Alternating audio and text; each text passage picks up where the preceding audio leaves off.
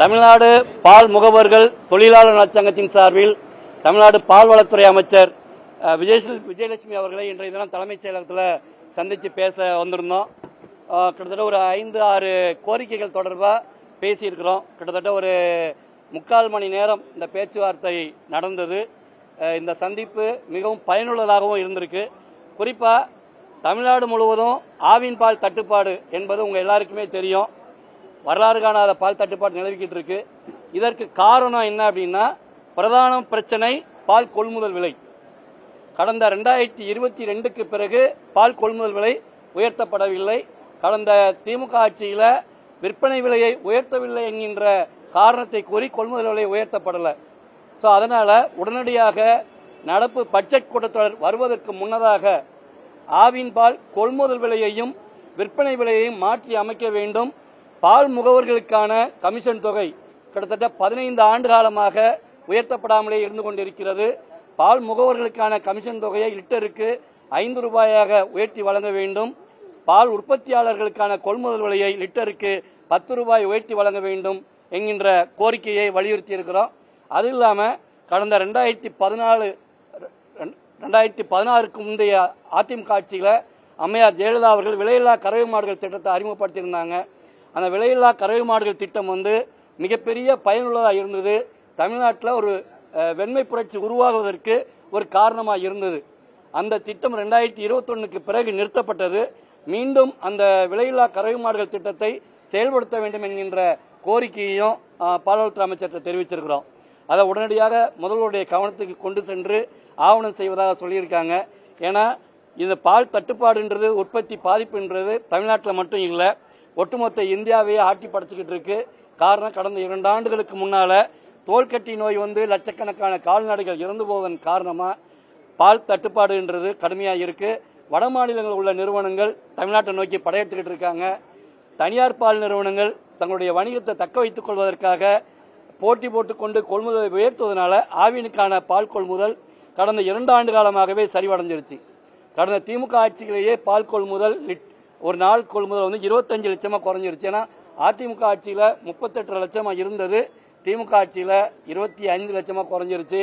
பால் பவுடரும் வெண்ணையும் வாங்கி தான் பால் உற்பத்தி பண்ணிக்கிட்டு இருக்காங்க. இதன் காரணமாக ஆவினுக்கு கடுமையான இழப்பு. ஏன்னா திமுக ஆட்சிக்கு வந்த பிறகு 3 ரூபா விற்பனை விலையை குறைச்சாங்க. அதன் காரணமாக ஆவினுக்கு கிட்டத்தட்ட அந்த கடந்த 5 ஆண்டு கால ஆட்சியில் 1825 கோடி ரூபாய் இழப்பு. அதன் பிறகு 3 ரூபா ஊக்கத்தொகை கொடுத்தாங்க, விற்பனை கொள்முதல் விலை 3 ரூபா உயர்த்தி கொடுத்தாங்க. அதன் மூலமாக கிட்டத்தட்ட 3000 கோடி ரூபாய்க்கு மேலே ஆவினுக்கு இழப்பு.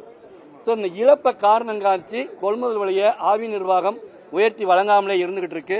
ஸோ ஆவினுக்கான பால் கொள்முதல் விலையை உடனடியாக உயர்த்தி வழங்க வேண்டும் என்கின்ற கோரிக்கையை வலியுறுத்தி இருக்கிறோம். மாதாந்திர அட்டைதாரர்களுக்கான விலையும் சில்லறை வணிகள் வாங்கக்கூடிய ஏழை எளிய மக்களுக்குமான விலை மழைக்கும் மடுவுக்குமான வித்தியாசமாக இருக்கு. ஆரஞ்சு பால் பார்த்தீங்கன்னா இன்னைக்கு கடையில் போய் வாங்கினா 60 ரூபா லிட்டரு, மாதாந்திர அட்டைக்கு வாங்கினா 46 ரூபா லிட்டரு. இதற்கு காரணம் முன்னாள் பால்வளத்துறை அமைச்சர் நாசர் அவர்கள்.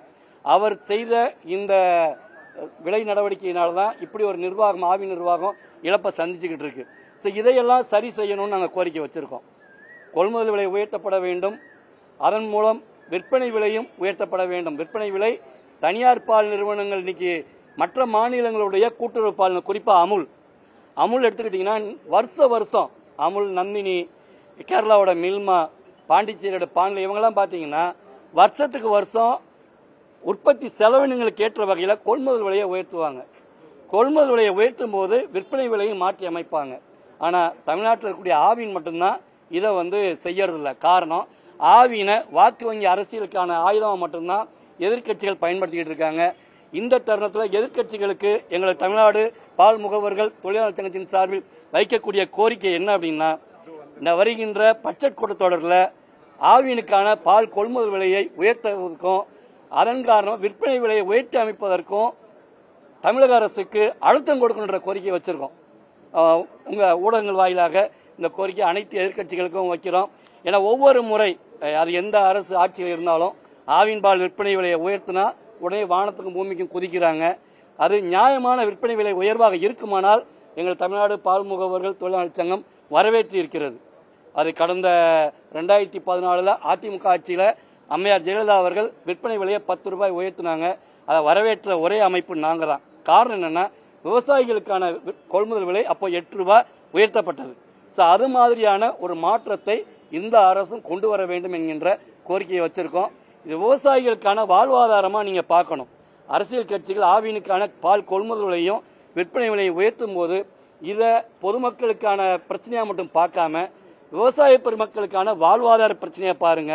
அப்படி இன்னைக்கு தண்ணி பாட்டிலே ஒரு மாலுக்கு போனால் லிட்டரு 50 ரூபாய் விற்கக்கூடிய நிலையில பால் விலையை இன்னும் 36 ரூபாய்க்கு 35 ரூபாய்க்கு கொடுத்து வாங்குறதுன்றது ஏற்புடையதல்ல. உடனடியாக பசும்பால் விலையை 35 45 உயர்த்தப்பட வேண்டும் என்கின்ற கோரிக்கை வச்சிருக்கோம். பால் முகவர் கமிஷன் தொகையை லிட்டருக்கு 5 ரூபாய் உயர்த்துன்ற கோரிக்கை வச்சிருக்கோம். கொள்முதல் விலையும் உயர்த்த வேண்டும். அதை வைத்து விற்பனை விலை, ஏன்னா கொள்முதல் விலை உயர்த்தினா விற்பனை விலையை உயர்த்தாமல் இருக்க முடியாது. நீங்க விற்பனை உயர்த்தலை என்ற காரணத்தை சொல்லி தான் கடந்த ஆட்சியாளர்கள் கொள்முதலை உயர்த்தாமலே இருக்காங்க. இன்னைக்கு தமிழ்நாட்டில் 2.25 கோடி லிட்டர் பால் உற்பத்தி ஆகுதுங்க. ஆவினுடைய கொள்முதல் எவ்வளவு நினைக்கிறீங்க? வெறும் 25 லட்சம். அதிமுக ஆட்சியில் 38 லட்சமா இருந்தது. திமுக ஆட்சிக்கு வந்த பிறகு 25 லட்சம் ஆயிடுச்சு.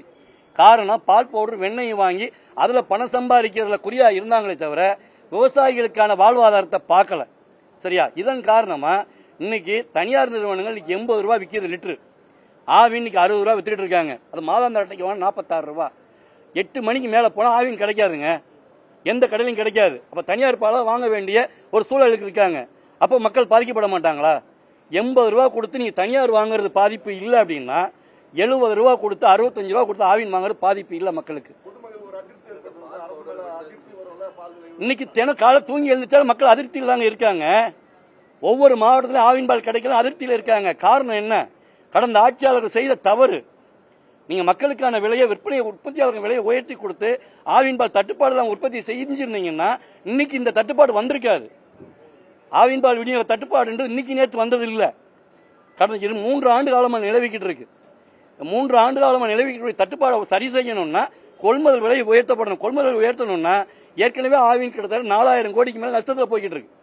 இப்ப நீங்க நஷ்டத்தில் போயிட்டு இருக்க ஆவின்ல இருந்து நீங்க இன்னும் கொள்முதல் விலையை உயர்த்தி கொடுத்தா எப்படி பண்ணுவாங்க? நிச்சயமாக ஆவின் நிர்வாகம் பண்ணாது, தமிழ்நாடு அரசும் பண்ணாது. அப்போ நீங்க விற்பனை விலையும் உயர்த்தினா மட்டும்தான் கொள்முதல் விலையை உயர்த்த முடியும். கொள்முதல் விலை உயர்த்தினா மட்டும்தான் விவசாயி கால் மாடு வச்சு பால் கறப்பான்.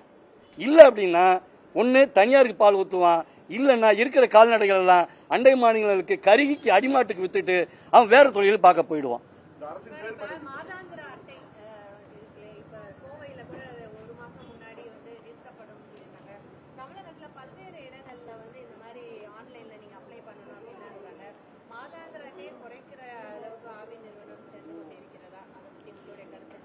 மாதாந்திர அட்டைக்கு பார்த்தீங்கன்னா நாங்கள் அதை ஏற்கனவே சொன்னது அதுதான்.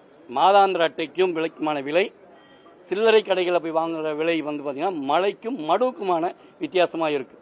நீங்கள் கடையில் போய் வாங்கினீங்கன்னா 30 ரூபாய் எம்ஆர்பி ரேட்டு. மாதாந்திர அட்டைக்கு வாங்கினீங்கன்னா 46 ரூபாய். சரி, மாதாந்திர அட்டைக்கு 46 ரூபா லிட்டரு, கடையில் போய் வாங்கினீங்கன்னா 60 ரூபாய் லிட்டரு. அப்போது 14 ரூபாய் லிட்டரு கம்மியாக இருக்குது. கம்மியாக ஆவின் நிர்வாகம் நஷ்டத்தில் கொடுத்துக்கிட்டு இருக்கு. ஏற்கனவே கொள்முதல் விலை குறைவு இல்லை. நீங்க அதுதான் எல்லாருமே தப்பு கணக்கு பண்ணிட்டு இருக்கோம். இது கூட்டுறவு நிறுவனங்க. அரசுடைய நிதி பங்களிப்போடு ஆவின் நிர்வாகம் செயல்பட்டு கொண்டிருக்கிறது. ஆவின் அரசு நிறுவனம் அல்ல. இது பால் உற்பத்தியாளருடைய சொத்துங்க. பால் உற்பத்தியாளர் சொத்தை எடுத்து நீங்க அவருக்கு யாருங்க? நீங்க 3 ரூபாய் ஆட்சிக்கு வந்த பிறகு அதிமுக ஆட்சிக்கு வந்த 3 ரூபாய் விலையை குறைச்சு கொடுத்தீங்க மக்களுக்கு, வரவேற்றோம். ஆனா அந்த 3 ரூபாய்க்கான மானியத்தை நீங்க ஆவினுக்கு கொடுத்தீங்களா? 1825 கோடி ரூபாய் திமுகனால ஆவினுக்கு லாஸ். அந்த லாஸை நீங்க மானியமா கொடுத்திருந்தீங்கன்னா பாராட்டி இருக்கலாம். இன்று வரைக்கும் ஆவின் இழப்பு போய்கிட்டு இருக்கு. இது பால் உற்பத்தியாளர்களுடைய கூட்டுறவு நிறுவனம். அரசு நிதி பங்களிப்போடு, அரசு ஒத்துழைப்போடு செயல்படுது, அவ்வளவுதான். இன்னைக்கு மற்ற மாநிலங்களுடைய கூட்டுறவு பால் நிறுவனம் தன்னாட்சி பெற்ற நிறுவனம் இருக்கு. அதனாலதான் இன்னைக்கு அமுலாகட்டும், நந்தினி ஆகட்டும் உலகளாவிய ஒரு அமைப்பா செயல்பட்டு இருக்காங்க. இன்னைக்கு வேர்ல்டுலே நம்பர் 1 நிறுவனமா அமுல் போய்கிட்டு இருக்கு, நந்தினி போய்கிட்டு இருக்கு.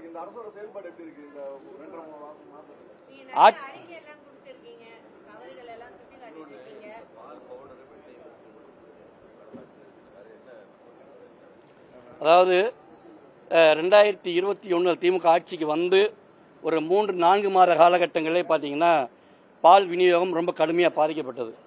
காரணம் என்ன அப்படின்னா, பால் கொள்முதல் வந்து கிட்டத்தட்ட 38 லட்சம் லிட்டர் அவங்க ஆட்சிக்கு வரும்போது 38.26 லட்சம் லிட்டராக இருந்தது ஒரு 4,500 கொள்முதல்.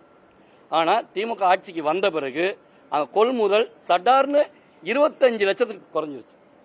ஸோ 25 லட்சத்துக்கு ஏன் குறைஞ்சது அப்படின்னா, சொசைட்டிங்களுக்கு கூட்டுறவு சங்கங்களுக்கு வாய்மொழியாக உத்தரவு 10 லிட்டர் பால் ஊற்றக்கூடிய விவசாயிகிட்ட நீ 5 லிட்டர் தான் வாங்கணும், 6 லிட்டர் தான் வாங்கணும்னு. அப்போது சேல்ஸ் குறையலைங்க.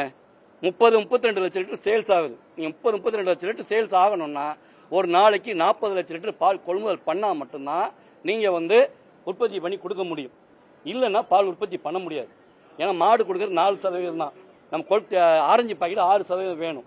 அப்போ அதுக்கு நம்ம உரிய பால் கொள்முதல் பண்ணாதான் அதுல இருந்து கொழுப்பு சத்து தனியாக எடுத்து அதில் சேர்த்து பண்ணுவாங்க.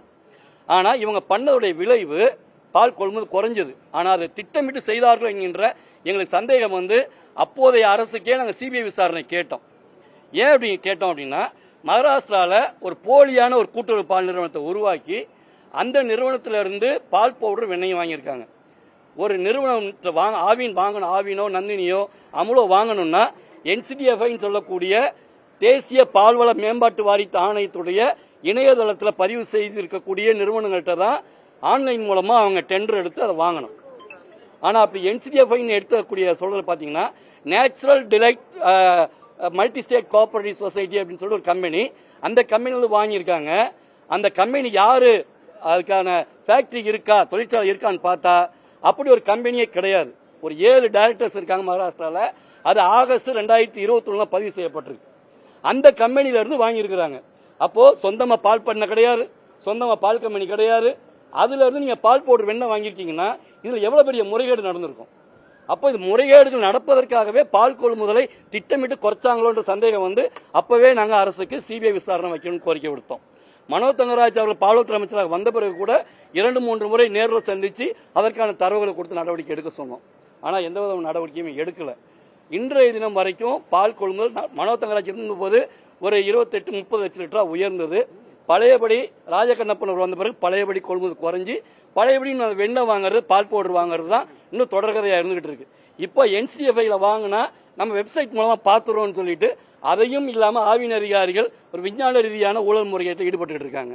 இதையெல்லாம் தற்போதைய தாவேக அரசு ஒரு விசாரணைக்கு உட்படுத்த வேண்டும்.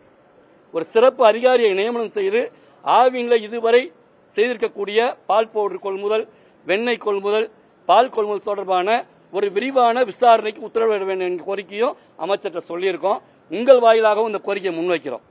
இது கொள்முதல் உயர்ந்தாதான் இது உங்களுக்கு ஆவின் பால் தட்டுப்பாடு இல்லாம தமிழ்நாடு முழுக்க விநியோகம் செய்ய முடியும். இல்லைன்னா இந்த பால் தட்டுப்பாடு தொடர்கதையாகவே இருக்கும்.